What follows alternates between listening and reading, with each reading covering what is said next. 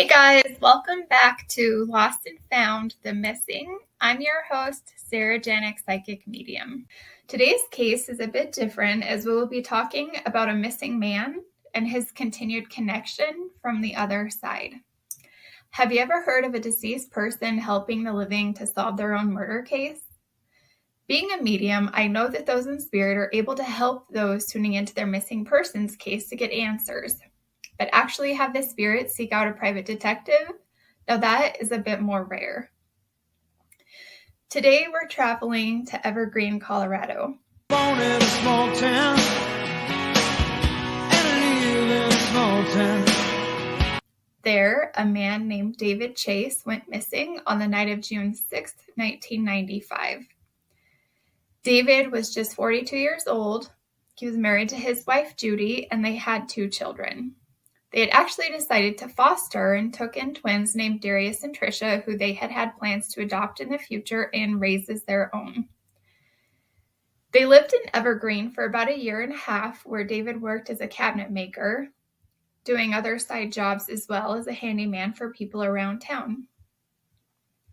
On June 6th, he set out to do some of his handyman work with a man named Matt Orahowski.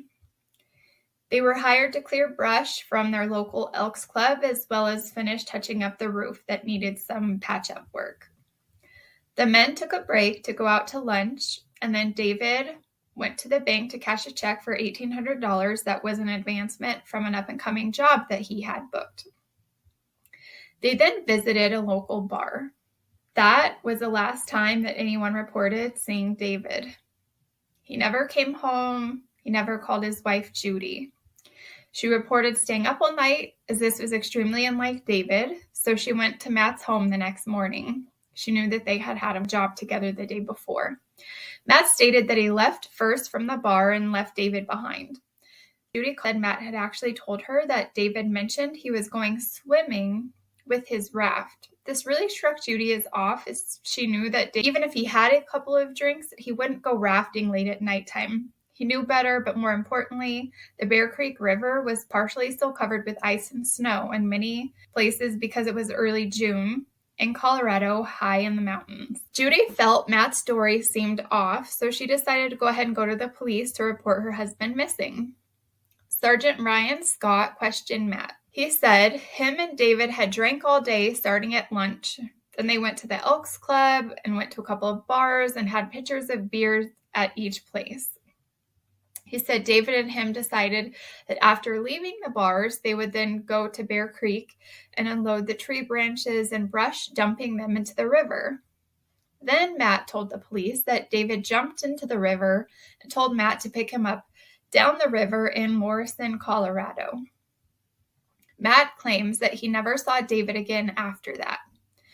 Judy knew this was not right because David was a big nature activist and knew water safety and that he more than likely would have gotten hypothermia due to the frigid temperatures. So July comes, and about 6 weeks after David's disappearance, they actually find a body 3 miles downstream in Bear Creek River.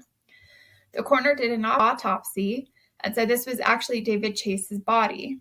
The coroner also said David's death was consistent with a drowning. However, there were some other findings that didn't quite match up. Matt reported that he and David were out drinking all day. However, the autopsy report said David had no alcohol in his bloodstream and in fact was not intoxicated at all during the time of his death. Sergeant Scott also said David had an injury to the back of his head and unusual cuts on his legs. All of his clothes also looked to be ripped from his body, although the bottom parts of his pants were still on along with his socks and boots. Judy said this was odd because David always tucked his pants into his boots, and if there was any piece of clothing that should still be on, it should be all of his pants because of how he secured them on a daily basis. She knew this was something that he did. She asked the police to look into this, so the police pulled Matt back in again for questioning. This time, Matt's story changed once again. He said that instead of David jumping into the river with a raft, they actually had an accident and David had fallen into the river. Ms. Chase wondered why, if this really was an accident, why didn't Matt report this story all along, if there was nothing to hide?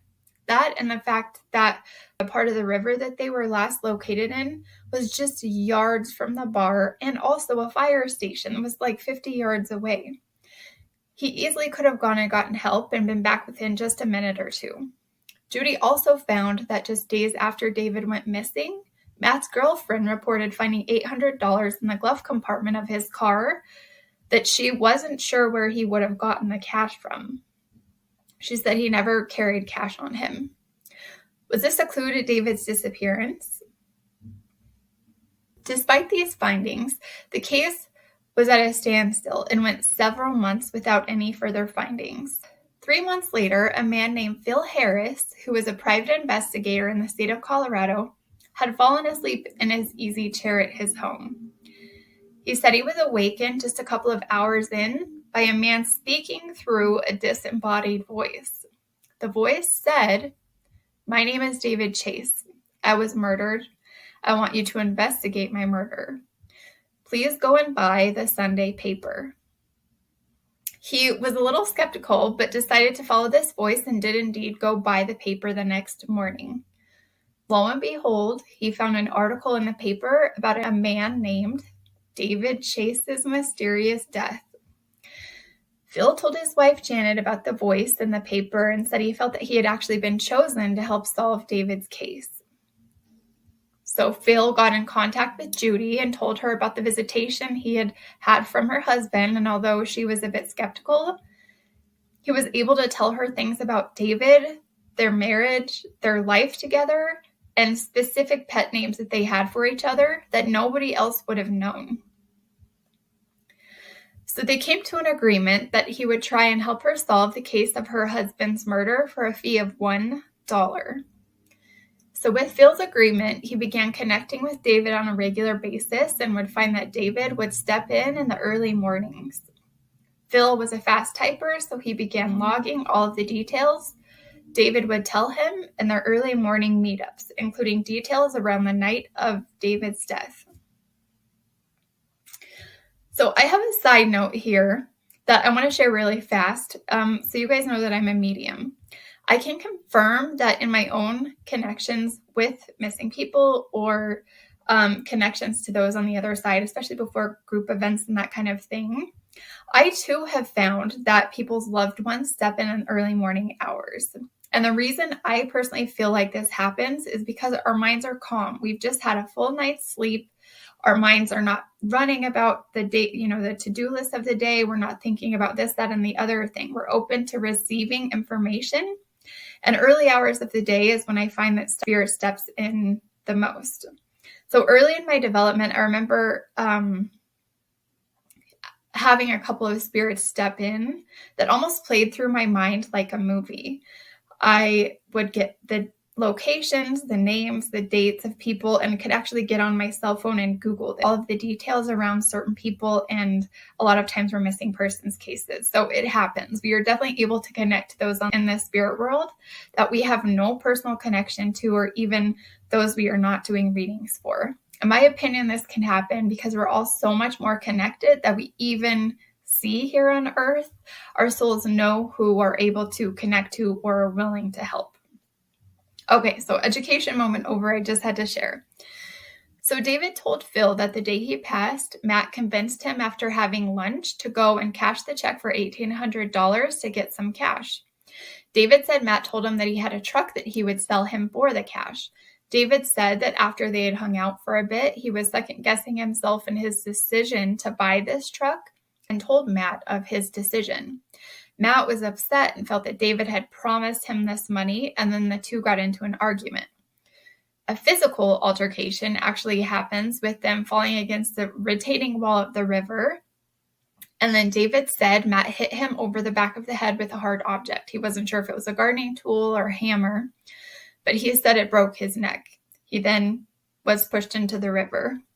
He said Matt and a kid accomplice actually then cut the clothes from his body as he was covered in blood. They didn't want to leave the bloody clothes with him, and said he sustained cuts on his legs from Matt and the accomplice actually cutting the clothes off of him.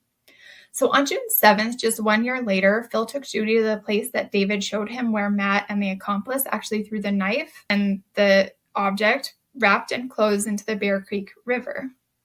Judy grew hopeful that the case was actually making some traction. However, just 1 week after taking Judy to the river, Phil Harris, the PI, sadly passed of a heart attack. So although Judy is still hopeful that someone may still come forward to help corroborate Phil's claims, unfortunately, that's the part about being a medium or a psychic tuning into missing persons cases. You can tune into spirit and get all the information you want, but until you have physical evidence to tie to the missing or murdered person, it's very hard to prove. And although Phil was able to tell Judy things and facts that she knew were spot on about David that were not common knowledge that no one else would know, in court, these kind of things can be labeled as hearsay without physical evidence of a murder weapon or a witness coming forward that can be presented in court. So although Matt has changed his story several times throughout the investigation, he was never charged in the case. The case appeared on TV November 1st of 1996. Don Olin, a homicide investigator, took over the case and concluded that David had in fact been murdered. He also requested a warrant for Matt's arrest, but the DA's office decided not to proceed with Matt's arrest and continue with the investigation because there was not enough evidence. So David Chase went missing from Evergreen, Colorado, and was found 3 miles down the river of Bear Creek. Losing someone you love is tough, but not having answers of any kind, any closure, leaves so much unanswered. It truly is heartbreaking. If you have any information around David Chase's case, please contact the Jefferson County Sheriff's Office at 303-277-0211. Remember, tips can remain anonymous. Never underestimate the ability of a tip to make an impact. All right, guys, thank you so much for joining me today as we tuned into the case of David Chase. If you found this video informative, please hit the like button and subscribe to Lost and Found the Missing for more missing persons content. Remember to stay safe and look out for one another. Until next time, Sarah Janik Medium signing off.